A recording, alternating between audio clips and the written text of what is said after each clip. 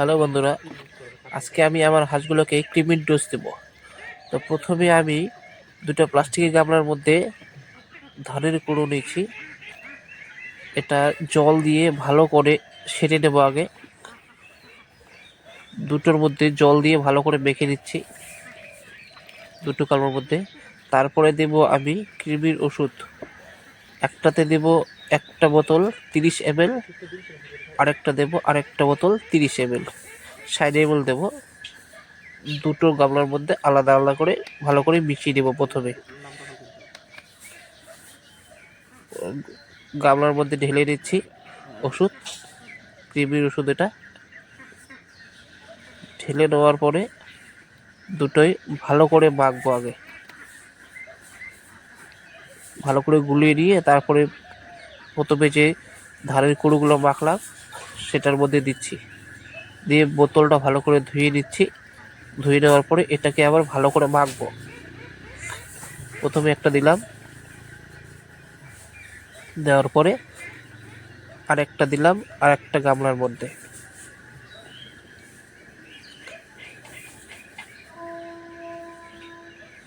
দিয়ে নিয়ে জল দিয়ে ভালো করে ধুয়ে নিচ্ছি। ধুয়ে নেওয়ার পরে ভালো করে মেখে নেব, যাতে সমানভাবে সবগুলোতে মধ্যেই লেগে থাকে, তাতে সমানভাবে যেন সবাই খেতে পারে। এই জন্য প্রথমে মেখে নিয়ে তারপরে এই যে ওষুধটা ভালো করে মেখে নিচ্ছি, যাতে কোনো হাঁস বেশি বা কোনো হাঁস কম না খায়, এরকম সবগুলোতেই সমানভাবে মেখে নেওয়ার পরে দুটো গামলায় মেখে নেব। আর কৃমির ডোজটা করা খুব জরুরি, তাতে হাঁসের কৃমি হলে কৃমিটা মেরে যাবে এবং শরীর স্বাস্থ্য তাদের যত খাবে তত তাড়াতাড়ি লম্বা হবে, তত বড় হবে, তত তাড়াতাড়ি স্বাস্থ্যবান হবে। দুটোর মধ্যে মেখে নিলাম।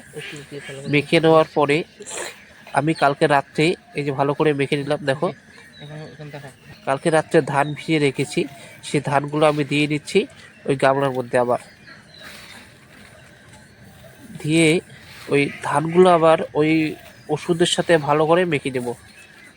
দুটোর মধ্যে দিলাম, দিয়ে ওষুধের সাথে ভালো করে মেখে নেব, যাতে সব ধান বা কুড়োর মধ্যে সমানভাবে লেগে থাকে ওষুধটা। ওষুধটা মেখে নিচ্ছি। মেখে নেওয়ার পরে আমি আবার এই মেখে রাখা ধান বা কুড়োগুলো 6 থেকে 7টা জায়গায় ভাগ করে দেব। গামলার মধ্যে 6 থেকে 7টা জায়গায় ভেঙে বা সমানভাবে ভাগ করে দেব, যাতে সব ছোট বা বড় হাঁস সমানভাবে খেতে পারে।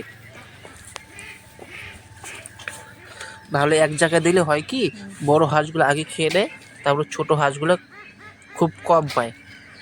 এই জন্য কিছু হাঁস ছোট বা বড় হয়ে থাকে। আমি সমানভাবে মেখে নেওয়ার পরে 6 থেকে 7টি জায়গায় দিয়ে দিচ্ছি। দিয়ে আলাদা আলাদা কিছু দূরত্ব করে মাটিগুলো রেখে দিচ্ছি। এইভাবে রেখে দেওয়ার পরে টিন আছে, ওই যে একটু টিনের মধ্যে সমানভাবে দিয়ে দিচ্ছি, যাতে ওখানে বেশি হাঁস খেতে পারে। সমানভাবে 6-7টা জায়গায় দিলাম। দেওয়ার পরে মাঝখানে গামলার মধ্যে জল দিয়ে দিচ্ছি।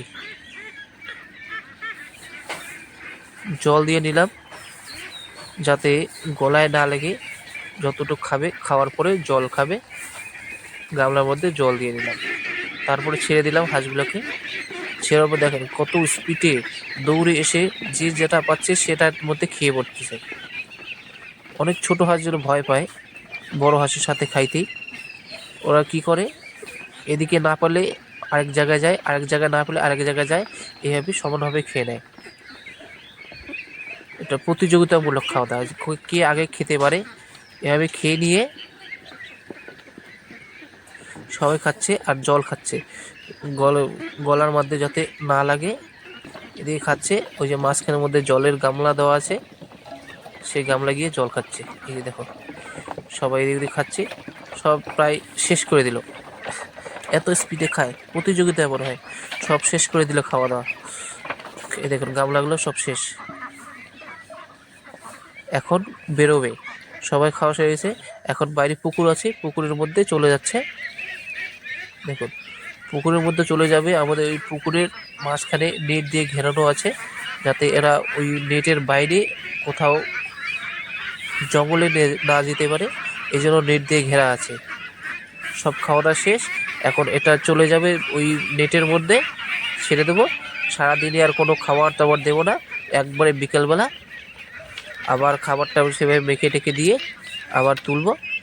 এ চলে যাচ্ছে জলের মধ্যে। চারদিকে নেট দিয়ে ঘেরানো আছে যাতে বাইরে কোথাও যেতে না পারে। গেলাম, সারাদিন থাকবে ওখানে। সারাদিন এখন ও জলের মধ্যে শামুক, টাকোয়া যা যা পাবে সব খেয়ে নেবে। আর তুলবো না, একবারে তুলবো সন্ধ্যার সময়, সন্ধ্যার আগে আগে। এভাবেই আপনারা খাবার দিতে পারেন। Thank you.